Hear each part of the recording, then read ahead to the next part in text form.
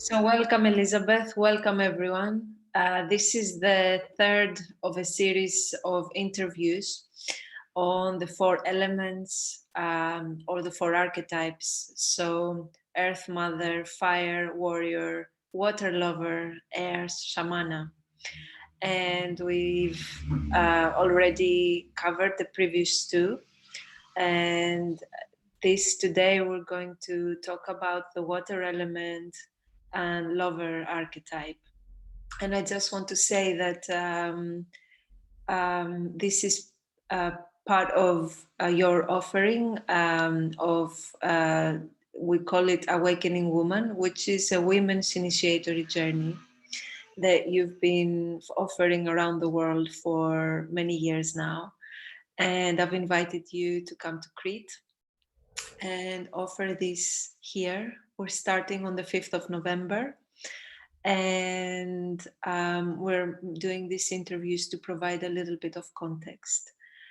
And if people want to watch the previous two interviews, they can catch those on either by subscribing to the YouTube channel, or they can go to my Facebook page, New Life Pathways. So do you want to say anything before I start? So the lover archetype or the water element. Let's start by speaking about what are the symptoms when we do not have a balanced relationship with our inner water, and what does this mean anyway? The inner water, what does it mean? Yeah. As you ask me this question, I've got the ocean here in front of me moving, and every day is different. Today is kind of like there's wind and it's agitated at the top. And water is life. If there's no water, there's no life. It's the beginning of life. We all come from the ocean. You leave water stagnant and life will be born. And the other day somebody told me the activity that there is on a drop of water through the microscope. And it's quite awesome because there's a whole stuff going on there with little creatures in one drop of water. And so we are 80% more water. And What did you say? we are 80%. I don't think I've got the right percentage here, but But water. And for me, that element is the capacity to feel and flow. It's our capacity to allow ourselves to enter. Is the territory of relationships, communion, and pleasure. If our waters are not flowing, we're dry. If we're dry, we're like a desert, which is what's happening in the planet. Everything is cracking up, and when things dry up, they die. There's no life, there's no passion, there's no desire. So that force for me is a force. I mean, we know the power of this substance that, although being totally non-solid, it can destroy everything on its way, or it can flood us. And this happens too to our emotions, when we create a dam and then the dam gets to certain pressure, there is a crack on the concrete we have built, and then it just comes out furiously and it completely washes over everything that's on its way. And emotionally could be ourselves or the other. And then yeah, there is an expression. There is a freedom from that water that was trapped, but there is also with it a lot of destruction and pain. Because we no longer in relationship, there is no longer an equilibrium between us and other. So that's kind of the basic understanding of water lover, is that capacity to enter communion with another. Now, if we look back in our history, that is been not prioritized, to say the least. How we feel, our flow of capacity to sensate, to be open to our senses and allow the receptivity and to allow life to enter us through our sound, smell, touch, eyes, taste, and to be able to be impacted and bring ourselves back into relationship from that information consciously, and how that creates feelings and emotions in us. But we've been more educated to be cerebral and either repress our emotions or control them through processing them in our mind. And that leaves us in a state of passionlessness, desirelessness, because we're dry, because it's repressed. So as I said, either it overwhelms us, they overwhelm us, or underwhelm us. And then we're off balance with that element in us, and it creates suffering. Everything which is out of homeostatic balance with everything, it creates suffering. And this is what's happening in the planet right now. The elements are in disarray and the habitat of the planet. So that applies to us. But focusing, so that's kind of the ground of the lover.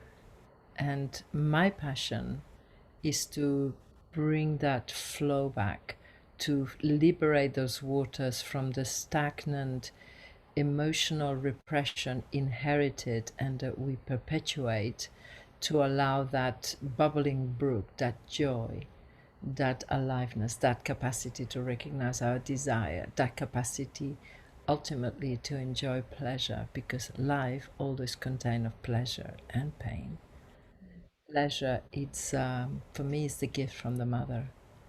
It's the gift of life. Everything that creates life, that maintains life, involves pleasure, from food, from procreation, pleasure, pulsing, receiving, being poured by the cosmos, receiving the pulse of the earth is pleasure.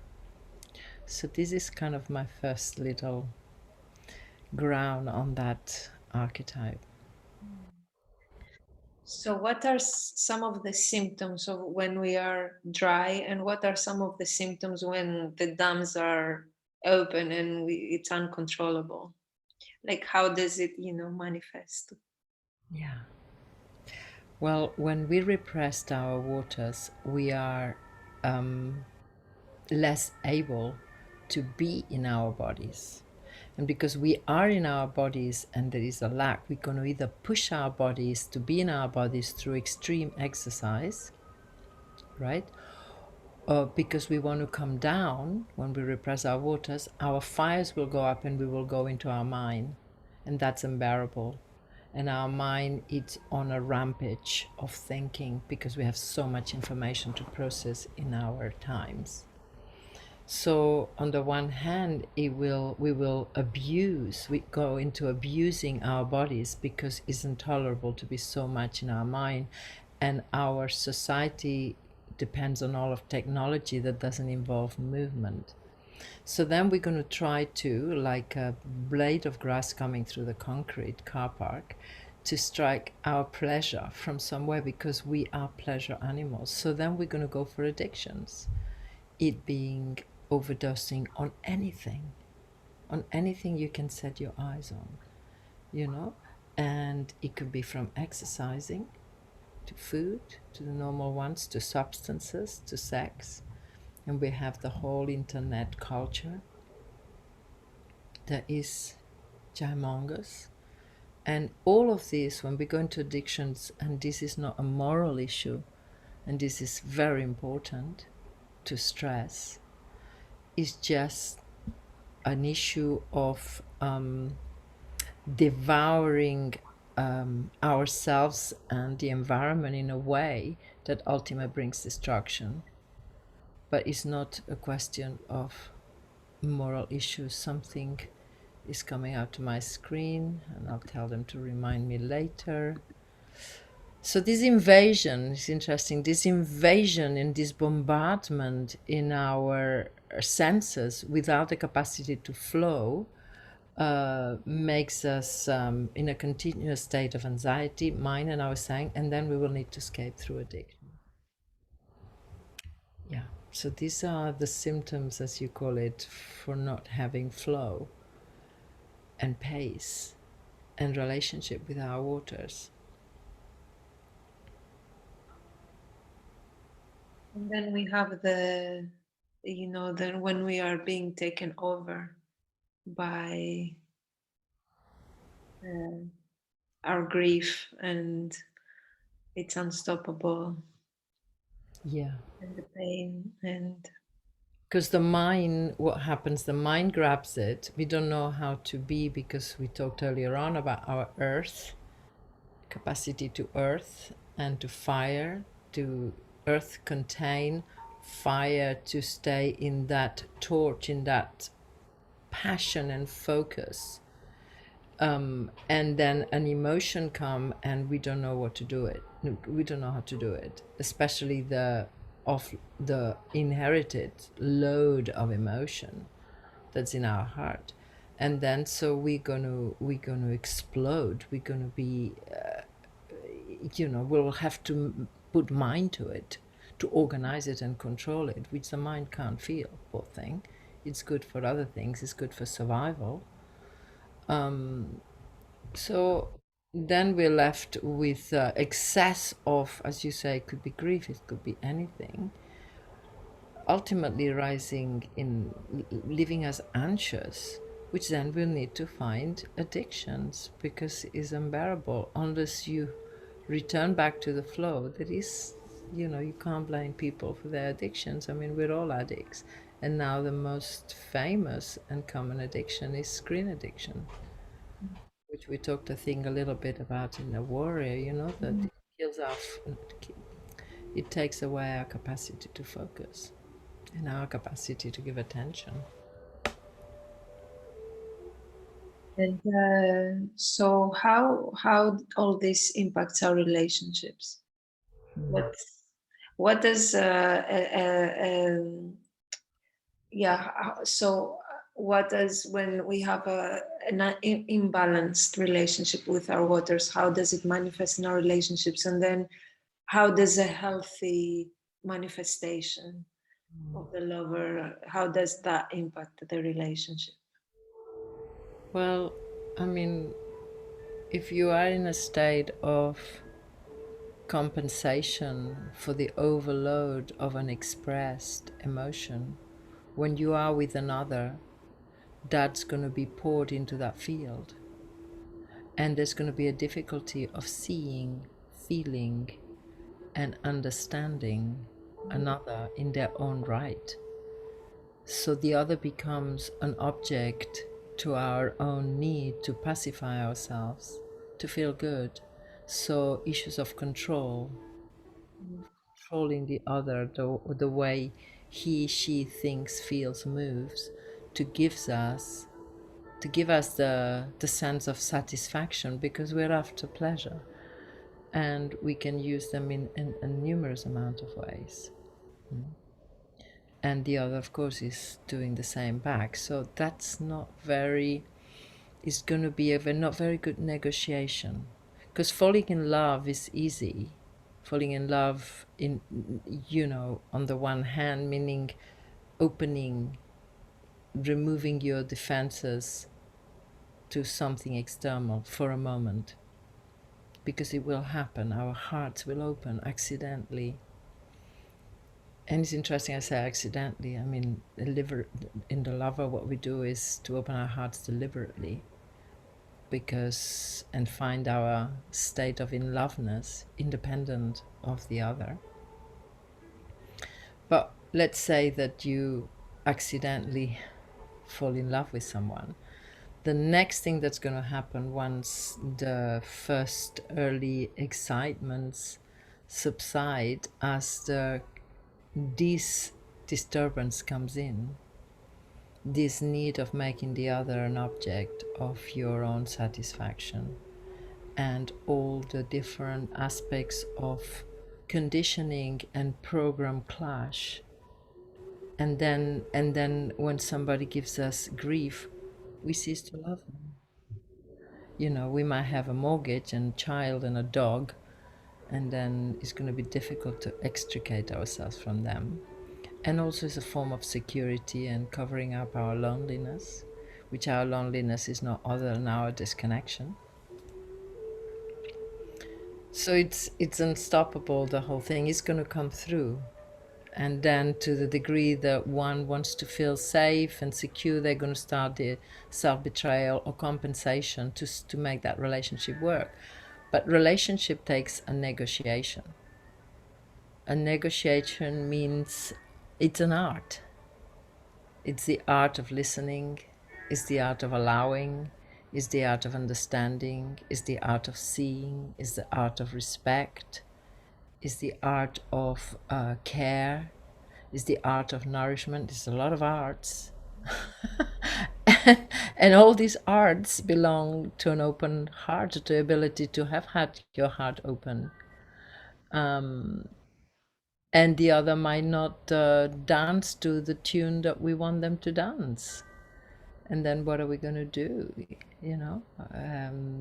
Here begins the negotiation into letting go of your need for the other to be this or that, but allow them to be all they can be in that moment. So it impacts the short answer, it impacts the relationship in every way possible.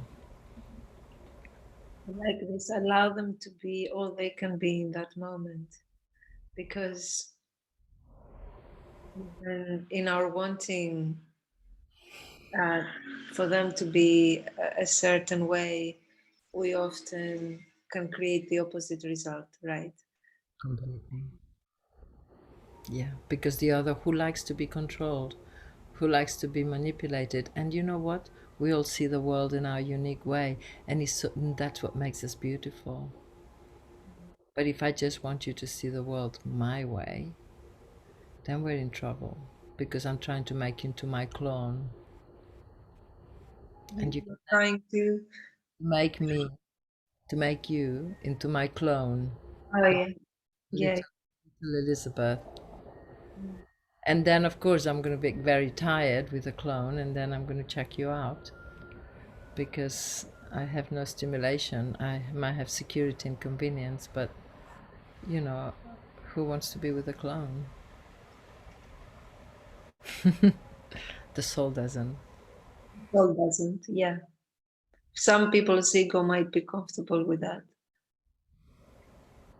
Well, but there is no feeling of aliveness or even for the ego, so then you will have to find other clones to satisfy, because that clone, you'll get bored with that toy.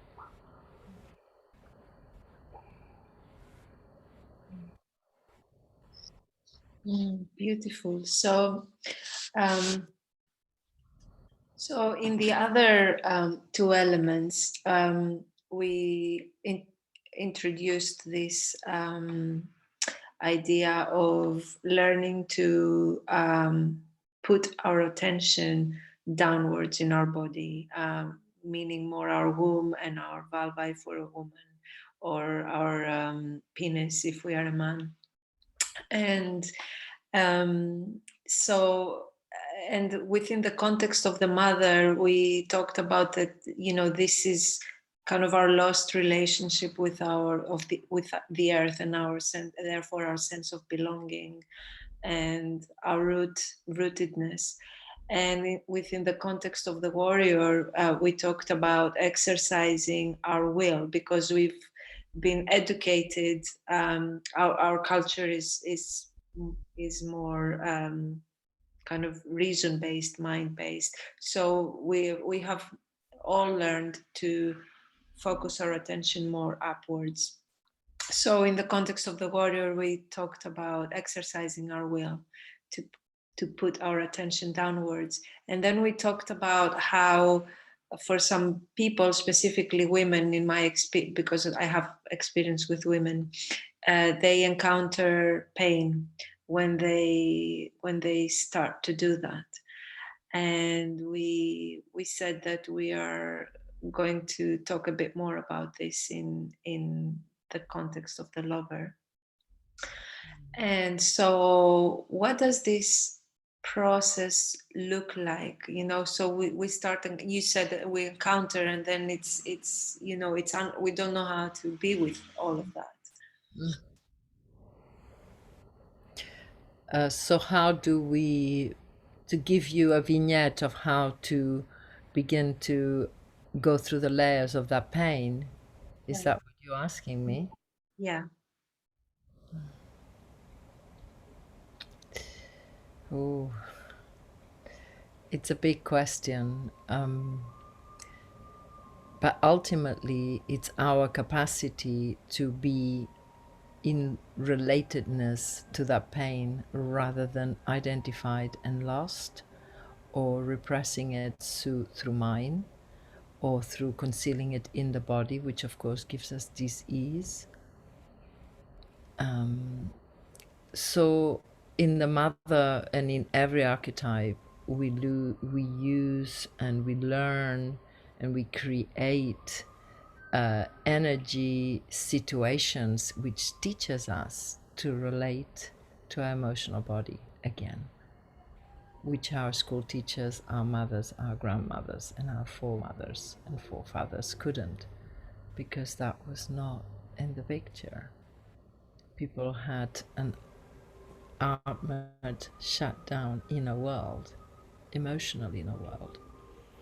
So we are learning, and there's been a whole new movement of emotional intelligence. There's all sorts of things that people are now doing to be able to be present with the inherited and actual pain in your body. So that's going to be essential.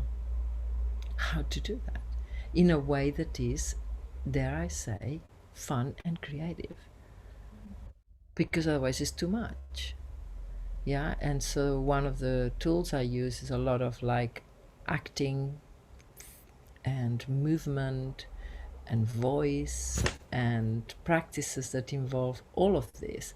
So you're actually enjoying and learning to disidentify, because where we have an identity, the energy goes, and you create that where you identify. So we're learning to birth this, make them conscious, these energies, and then this the I is not identify with that. The I can be taking care of that entity, because I look at them as entities. Yeah, does that answer? Beautifully. Yes. Yeah. So yeah, I think this is all I wanted to ask. I think it's enough. It gives enough of a context. Uh, Wait a minute. You asked me as well what was the symptoms of it, the water flowing, and I've never answered. we never answered that. Look at the water's not flowing, but the water's flowing. The short answer, because it is true, we need to bring it to a close, is back to the ocean as that I'm looking at. The top of the ocean, it's always changing. And the bottom of the ocean, It's always wet, still, and flowing and silent. So, how to have our waters like the river, like the ocean, which is being able to tolerate the changes at the surface and to delight and enjoy in this state of profundity and receptivity and depth, and therefore of eroticism, which is feeling the pulse in the body of the depth of the waters. So, in essence, to be like the river and like the ocean. Let's copy them. Yeah. So we are them. We're remembering that we are them. Yeah. Mm. Yeah. That's a beautiful image. I like it when I connect with it. It's yeah. It's that's the kind of state that you want to maintain all the time. Yes. And then, oh, I forgot the main thing, and I want to close with that. When you're there, then intimacy occurs with everything. So that thing that we have, I need to find my other half, I need to find a partner, I need to find a lover, I need to find a need, is because of this dryness. If you're in the if you have your ocean-like, river-like, then you share this state with others, and the field that you create is a field of intimacy, and intimacy is delicious, and most people are afraid of it. And there's nothing more. People say, oh, he doesn't know, she doesn't look into my eyes, there's no eye contact, we long to be seen, but we're terrified, and we avoid eye contact like the plague, because in there, in that intimacy, everything else for that moment will dissolve, and there will be like an earthquake inside of resistance or allowing, depends of where you're at. Yeah, so intimacy is the portal. Yeah. Use the portal to what we want. Yeah, the portal to communion with life. Yeah. Thank you, Elizabeth. I feel so much better than when we started. Yeah, me too. It's like talking about it. It especially if you are already in depth in depth with this interest of expansion of consciousness. Then when you talk about it, it activates all you know already. Because the enemy, it's distraction. And we are constantly in a state of distraction, and the society and the culture is loving our distraction. It's like you go to everywhere, to a supermarket, and there's always music, there's always, like those babies on on a chair, on a bouncy chair, and they have all these things hanging, and it's like they mustn't get bored, and that's the path that will make them bored, because they're not allowed to be still into the emptiness, which is what we're going to be talking next time, which is shamana, what I call shamana. That this week and this weekend, I'm starting my video of the shamana for the website. So yeah, Beautiful. Thank you very much. and I'll see you very shortly for our next video. Yes. Okay. Bye bye.